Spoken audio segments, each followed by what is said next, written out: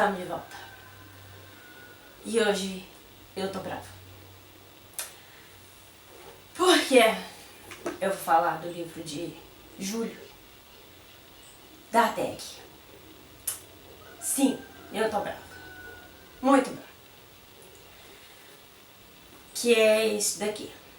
As Últimas Testemunhas. Da Svetlana Alexievich.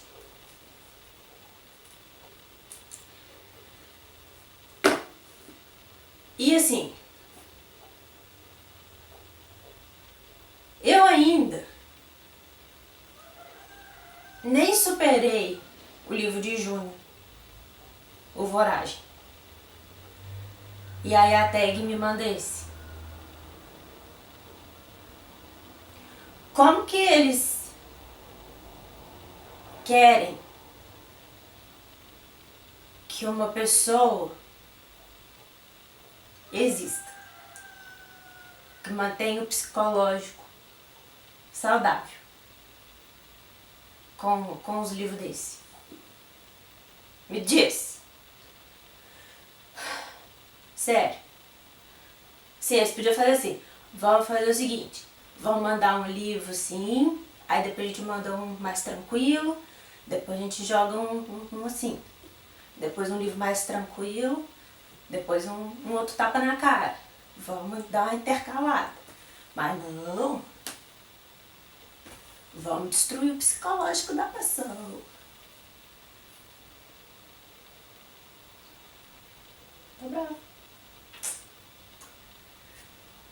Caixa de agosto. Tá aqui, ó. Aqui, ó. Tá aqui. Fechado. Não vou abrir.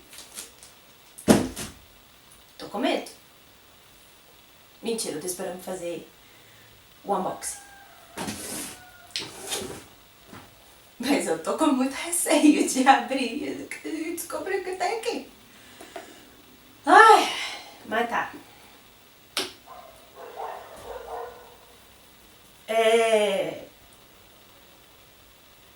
Eu vou fazer que nem eu fiz no do Voragem, porque eu não sei o que dizer desse livro. Então eu vou ler um trechinho da revistinha que vem da Teg, só para dar uma situada para vocês, assim, de uma forma mais polida, porque eu sinceramente não sei. Eu não sei. Eu não tenho psicológico para falar essas coisas. Então vamos lá. Cadê? Perdi. Cadê? Então é o seguinte, aqui ó.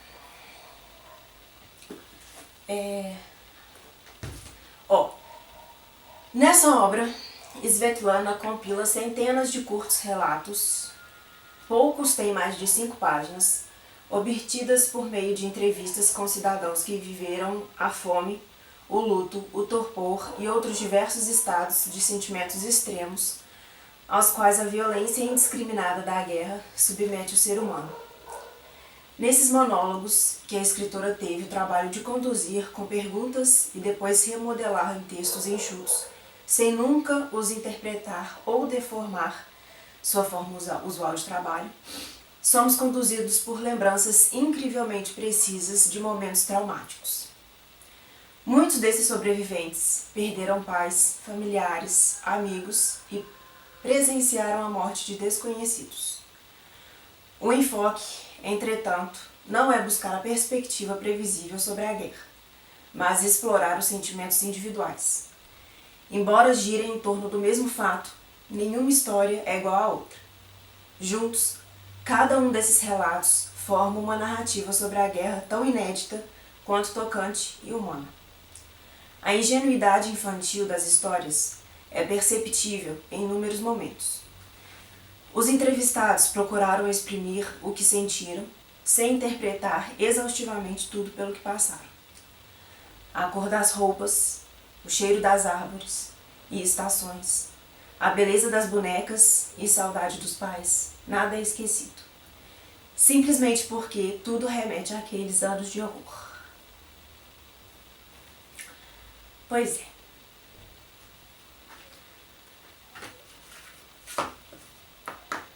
Exatamente isso.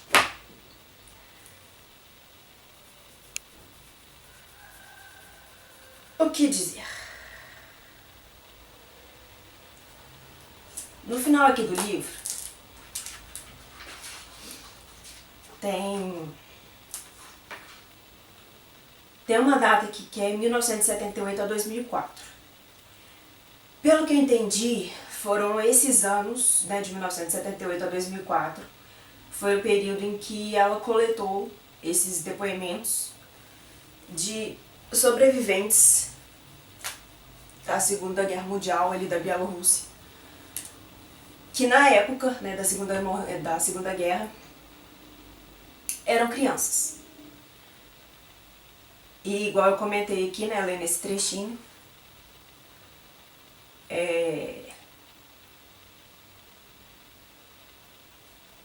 a perspectiva deles em relação à guerra, né?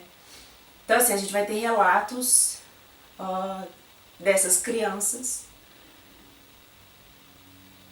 Então assim, você vai ter crianças ali de 5 anos, 4 anos, 3 anos,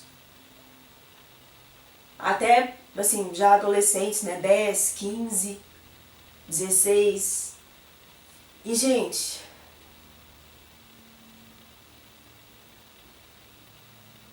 sério,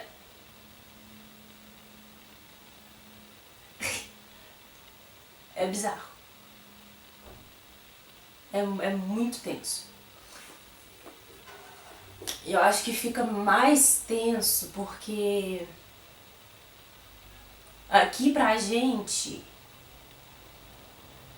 é muito distante, né? A gente nunca teve na nossa história nada parecido, né? Assim, em nenhum momento a gente passou por nada disso. E se eu não me engano, ali a região ali da Bielorrússia foi a primeira... Acho que foi, não foi? Uma das primeiras regiões ali a sofrer os ataques ali, né, alemão. Então assim, foi... gente, nossa, é bizarro. É muito... Eu separei até uns aqui que eu marquei que são pesados, assim. Tem algumas partes que são... Na hora que você lê, eu acho que as coisas que eu tô falando aqui não tá fazendo nem sentido. Mas na hora que você lê, o texto em si, tá até... As palavras utilizadas são até infantis, sabe? Eu acho que para algumas pessoas pode até ficar um pouco incômodo. Que inclusive foi até a TAG tem um aplicativo. E foi até um tema assim, de discussão dentro lá do aplicativo.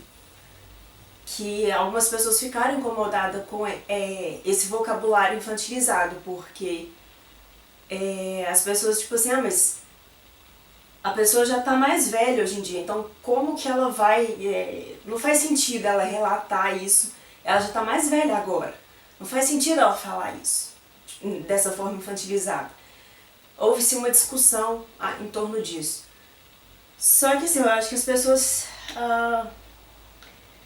não levaram isso em consideração, o fato do trauma de passar por uma guerra a nível mundial, né, a nível Segunda Guerra Mundial, e do fato de você ser uma criança na época, do fato de você não compreender o que estava acontecendo na época e do tanto que aquilo marcou. Tanto que, na parte ali da revistinha aqui que eu li, que ao longo dos relatos a gente vai ver muita criança falando. Elas não entendiam, por exemplo, o significado da palavra guerra, que os adultos, né, estavam sempre falando. Mas ela entendia que, por exemplo, os soldados, as pessoas, os homens com a roupa preta, que é o uniforme, né, dos alemães, eram os homens maus, sabe? Então, tipo assim, o homem com a roupa tal, ou o homem com o chapéu tal, era uma pessoa ruim. Ou o avião com a marca tal era uma coisa ruim. Ou o som tal era uma coisa ruim. Então, assim, a perspectiva infantil é diferente. Gente, não. É um livro, se você assim, parar a pensar que esses relatos são uma página e meia, você pensa, eu vou ler esse livro rapidinho. Foi o que eu pensei. Na hora que eu abri o livro, não, esse livro rapidinho, você leu no fim de semana. Não, eu demorei umas 2 semanas para ler esse livro. Eu li 3 relatos, não, peraí, vamos. Deixa eu dar uma respirada aqui, porque tá difícil. Porque o livro, ele tem tanta camada, mas tanta camada, ele vai muito além do relato ali em si, das palavras que você tá lendo. É muito, gente, nossa. Ô, tag. Ai, que maravilha, hein? Ai, eu não quero abrir essa caixa de agosto, não. Tô com medo. Então, assim, eu separei. Eu falei, né? Eu já nem sei mais o que eu tô falando. Meu Deus, eu não sei mais o que eu falo, não. O que eu falo? Eu acho que o primeiro livro da Svetlana que ela lançou foi sobre... Como é que chama? Que a guerra não... Como é que é? Que a guerra não tem rosto de mulher. Que é mais ou menos nessa mesma perspectiva, né? Que é do relato das crianças aqui. Ela fez um sobre as mulheres, a participação das mulheres na Segunda Guerra Mundial. Porque se você parar pra pensar, não precisa nem parar pra pensar, é fato. Não se tem, ou o que tem, são pouquíssimos relatos da participação das mulheres na guerra. Principalmente na Segunda Guerra Mundial, na primeira nem se fala. Mas das mulheres que foram de fato para o fronte. Daí ela viu lá que a mulher ia ser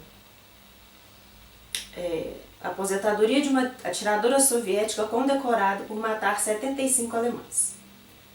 Daí ela percebeu isso, aí ela fez tipo uma entrevista com... Caiu os livros aqui. Ela pegou, né, esses relatos dessas mulheres bielorrussas e fez esse compilado também, né, dessas entrevistas e tal, e fez esse livro, A Guerra Não Tem Rosto de Mulher. Só que foi em 1983, foi antes da perestroika. Então o livro ficou agarrado ainda, não foi, teve problemas de publicação lá e tal. E só depois que ela conseguiu, de 85, né, que ela conseguiu publicar o livro. E aí tem um outro livro dela também que eu fiquei muito interessada em ler, que é o do Chernobyl lá. Como é que chama? Não sei como é que chama, mas alguma coisa lá do Chernobyl, que eu quero muito ler também. E aí ela ganhou o Nobel, né? Nobel de literatura em 2015, que ele foi muito contestado. Contestado assim, pelos teóricos da literatura. Porque essa literatura que ela faz, ela não é uma autora, né? Ela não pega e escreve, ela transcreve. E aí as pessoas começaram a questionar isso. Então, assim, eles, né? Mas você não pode tirar o mérito dela por justamente transcrever o relato dessas pessoas. Porque ela está mostrando uma... Ela está contando histórias. Ela não deixa de contar histórias. Mas enfim, eu tô falando essas coisas aqui porque realmente eu não sei o que dizer mais desse livro. Além do que ele perturbou seriamente o meu psicológico. E teve momentos aqui que eu precisei fechar o livro, deixar ele de lado e tentar não ficar na posição fetal para o resto da minha vida. Porque realmente é muito pesado, assim, alguns relatos. Tem uma história aqui, eu marquei aqui, eu sou muito lerda. Eu coloquei uma setinha na frente das páginas aqui que eu marquei, mas eu não sinalizei direito, aí eu não sei qual que é qual. Que a mulher colocou do cerco de Leningrado. Nossa, gente. Tipo, eles... A refeição deles era tipo a ração deles, né? Era água quente. O café da manhã deles era água quente. Ah! Sério, nossa, gente, eu não sei. Eu tô igual no vídeo do Voragem, eu não sei falar essas coisas, eu não sei. Se você tiver a oportunidade de ler esse livro, leia, por favor. Não tem como você falar, nossa, esse livro é o meu favorito da vida, é o melhor livro que eu já li na minha vida. Se você falar isso, você tem problemas psicológicos. Sério. Porque assim, é um livro que... É um livro que vai mexer com você. Fato. Isso é fato. Em algum momento vai ter alguma história aqui que vai mexer com você. De alguma maneira. Eu não consigo imaginar, assim, pais e mães, sabe assim, lendo esse livro. A minha mãe, ela gosta muito de livros sobre a Segunda Guerra Mundial. Aí quando eu fiquei sabendo que era sobre a Segunda Guerra Mundial, eu falei com ela, mãe, você vai gostar de ler e tal. E aí quando eu li o que era de fato, eu... não, bobo. Não, imagina. Deixa pra lá. Mas aí, gente, leiam. Sério, assim, leiam. Apenas leiam. Tentem enxergar as camadas por trás dos relatos. É difícil, é bem difícil. Mas resista. É isso. É bom. Eu me sinto estranha falando isso, mas...